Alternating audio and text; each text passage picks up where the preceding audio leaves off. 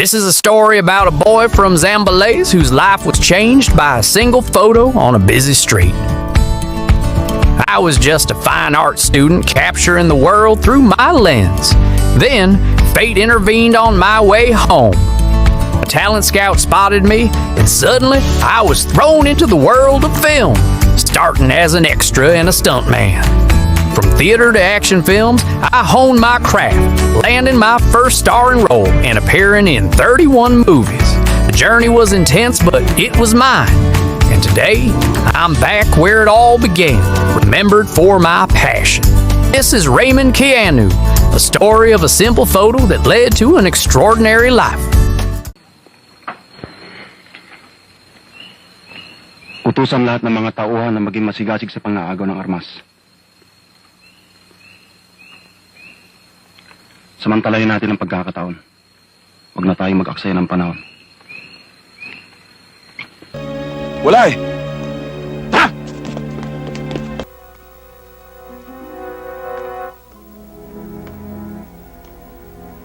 Wala na yatang boss yung sangyan eh.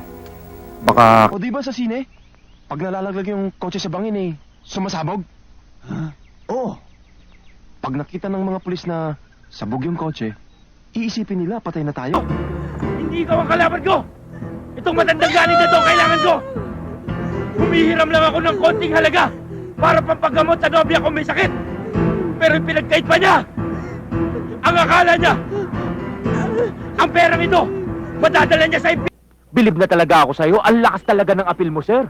Ikaw kasi, ina-underestimate mo ko eh.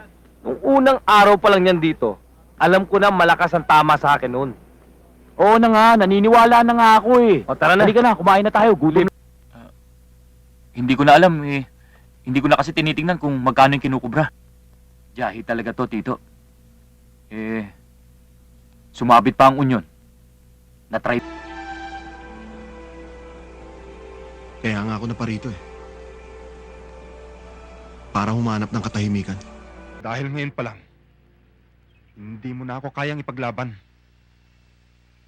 Pagpapatuloy ko na lang ang pagsusundalo. At magpapadistino ako sa Mindanao. Magandang gabi po. Nandiyan po ba si Luna?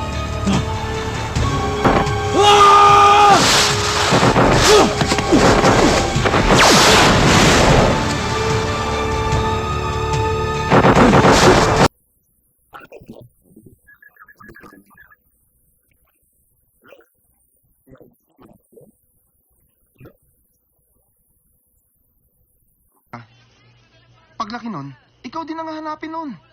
Human nature yun eh.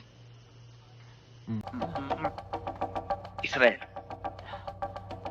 pabayaan mo na sila. Huwag ka nang makialam.